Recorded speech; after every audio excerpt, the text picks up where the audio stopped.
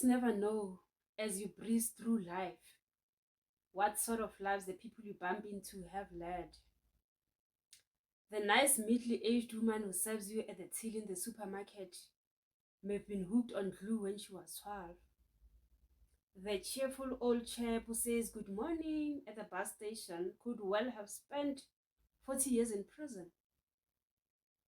It's not until you get to know people that you begin to find out what it was in the past that made them who they are today and why they do the things they do or think the things they think. The problem is finding enough hours in a day to really get to know the characters whose path I cross. Everybody has a chapter they don't read out loud. Today I'm so happy that against all odds, I get to read my chapter to the whole world. You own everything that happened to you. And brah, it comes to a point where you just want to be vulnerable and tell your stories raw, because what you are left with is victory that is accompanied by joy so profound and peace that surpasses understanding. The Bible itself comprises of raw stories. For example, the story of Joseph, how he was loved of his father and hated of his brothers. We read how they threw him in a pit, then sold him to the Ishmaelites, who then sold him to Potiphar's house, and then how Joseph landed in prison after being falsely accused by Potiphar's wife. There's also the story of David, who was the black sheep of his own family. Those are raw stories that are explicitly told, not so we could see how evil some families are, but I want to believe they were told for our own encouragement and upliftment. They were told so that we get to know God and the power of His might, and so we could learn to trust Him during our seasons of pain, disappointments, and rejections. Oh my goodness. Once again, welcome to my YouTube channel, you guys. My name is Beulah Mashiro. I was born on the 3rd of March a couple of years ago. I grew up in a very large family of 15 in Mpumalanga, Bushbuckridge, a Christian household in a village that believed so much in witchcraft and practiced idol worship. I was in church every Sunday, and from day one, I was taught the Bible stories. As a result, I had to familiarize myself with reading the Bible at a very young age. I remember there was a very old Betty Bible at home, always lying around, so I'd read it most of the time after I was done with my chores. I read stories about Jesus healing a blind man, the story of the shortest guy, Zacchaeus, who climbed a sycamore tree so he could get to see Jesus as he was passing by, the parable of the prodigal son, and so forth. Besides the Bible, I had a real love affair with novels. I don't know where this love affair began, but for as long as I can recall, I was devouring books. So I spent most of my years in libraries as a kid and teen. I spent most of my time alone then, and books were my safe haven. Learning to read not only improved my vocab, but it also gave me access to worlds to escape into. Libraries and books were my happy place. As a kid, I was always looking for the next book to read. I read compulsively. At times, I'd go sit under the tree and read. Well, sometimes I'd go hide behind the house while I read because it would be that after I'd finished reading novels from the library, I'd go steal my siblings' novels, which were part of their syllabus then, and start devouring them. But brah, if by any chance they happen to find me, I'd be given a really hot slap. So a part of my childhood included reading while appearing to be doing something. Being beaten was not easy, bruh. It hurt. There'd be moments when, after being caught, I'd feel that desperate agent compulsion to somehow make them understand that I love reading, and not that I was rebelling against their wishes. I just loved to read. I still love reading. My reading survived disapproval, deprivation, and pretty strong physical punishment. I learned to do whatever it took, even if it meant agreeing to do their chores so they could borrow me their English and spelling novels. I have four older siblings. So growing up, I was my parents' most favorite and preferred child. I was loved and cherished in a way that my siblings were not. My mom would always buy me dolls, and my dad would always write me poems and speeches. And they would always praise me in front of my siblings. And sometimes I'd overhear them declaring their love for me. And my mom would even say she feels really bad whenever she's supposed to give me a spank. Well, besides the fact that they'd always tell me that I'm beautiful, I guess the main reason for their love was that I was proactive. There'd be days where I just wake up and say, today I'm doing spring cleaning. From as early as 12 years. And then tomorrow maybe I would just decide to rearrange the wardrobe and clean the cupboards as well. Or if I'm not cleaning the cupboards, I'm washing all the windows at home. I was the best cleaner. So our house was always shining because of me. But bruh, it did not come easy. Um, I was ill-treated by my siblings. And there was a time when they even took one of my dolls and threw it in a pit toilet. And so I always felt guilty about the positive reinforcements and the praises, the attention that I would get from my parents. And not only that, I pretty much felt like I can do no wrong and that I was better than everyone around me. I had a lot of pressure in me to be perfect. And I just remembered when I was in grade 4. Okay, I was this girl who always obtained totals in everything. So we were writing a maths classwork and I happened to get 1 0. It pained me, so I tried scratching it with saliva. And one bitter child reported me to the teacher, who came to punish me in such a way that I cried the whole day. Another thing, oh, I was really a quiet child.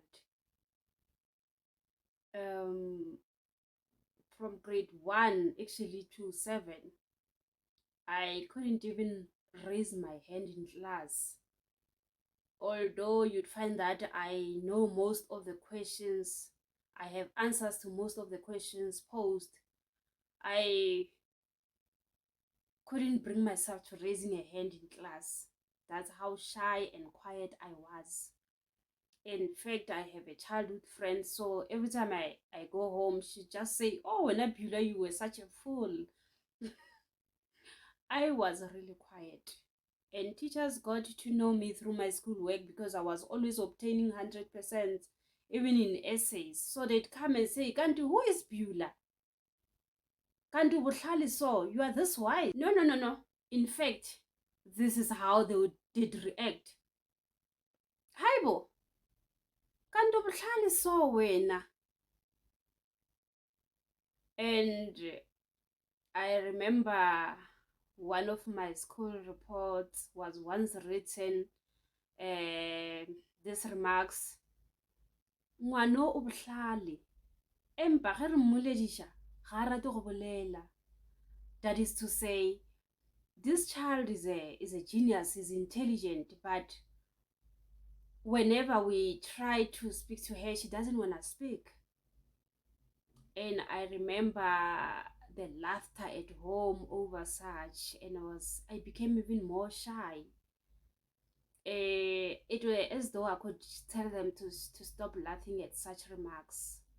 But I want to believe that what helped change my personality then was my parents' confidence in me, especially my dad.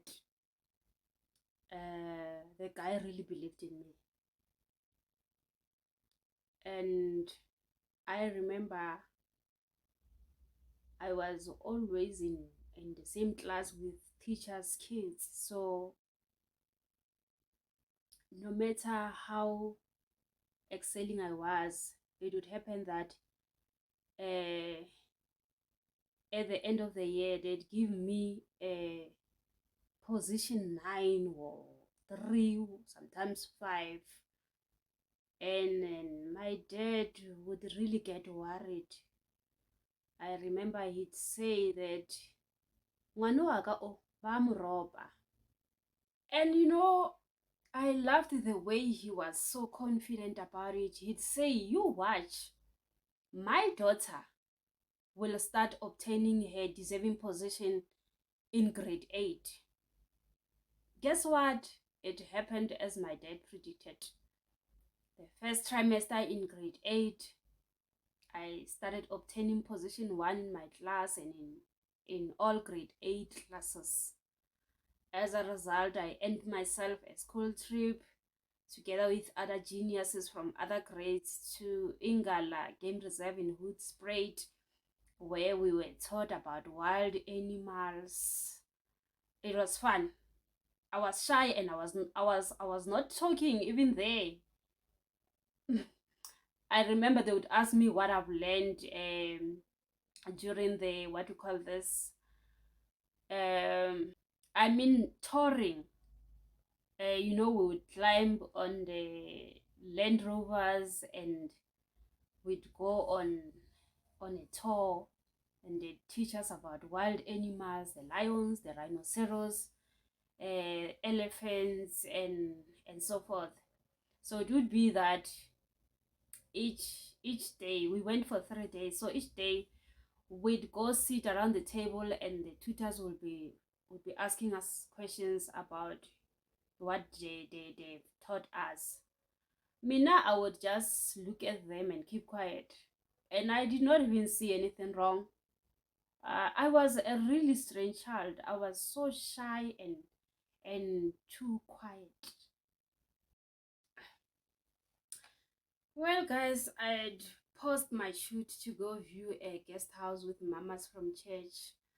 Nearby, we have a gala dinner in September, so we are preparing for our guests. Well, I just want to carry on from where I left off, and let's see how I get to wrap up my story. And then yeah, well, that's the kid I was. Beulah was just that as a kid. She was very shy. She didn't want to talk to anybody at school. At home, she'd talk, but quickly resort to solitude, so as to read novels or play alone. I'd always talk to my dolls, as if they would talk back. I'd comb their hair, and then and I was mostly comfortable alone. I I was happy alone. And if I should state the advantages and the disadvantages of being a favorite child and growing up in a very large family of 15, I'd say the disadvantages thereof are that you are always overwhelmed by various personalities, uh, even your own personality. Like, for instance, my personality then required that I spend most of my time alone reading novels. So at times I'd be interrupted, you know. And then sometimes, like, I'm an introvert, so at times I want to be alone. But again, I have to go share a bedroom with my sisters. And another thing, I'd most of the time overhear my dad say, the way my daughter is so intelligent, I wish I could take her to multiracial schools, but I cannot do it because she's not the only child. That would really hurt me a lot. And I'd just look at my siblings and I'd think, what are you guys even doing here? You know, if I should state out the advantages of growing up in a large family, I'd say that, bruh, it's fun. You laugh a lot. You actually realize that you are surrounded by comedians. And then another thing is that you never run out of somebody to talk to. As you know that in a large family, siblings normally don't get along. So if maybe one morning one of your siblings decides to be moody, you can always go to the next sibling and carry on as if nothing is happening. And we learn a lot from each other in a big family. Well, I just want to close by saying that growing up in a family where you are preferred the most is tantamount to growing up in an unloving household. You grow up with this massive underlying fear that your parents' love could be withdrawn from you as it has been from your siblings. You grow up with such guilt and lack of safety because if your parents' love isn't unconditional, who knows what may happen to you next? Well, it's funny because in my next video, I'll be talking about what really happened next. I'm going to be talking about how I moved from being my parents' most favorite and preferred child to becoming the black sheep of the family. The video will entail stories about how I became homeless for 8 years in tertiary and how I stopped coming home, traveling home. So I just want to say, stay tuned, buckle up. We don't have much time left. The flight is about to take off.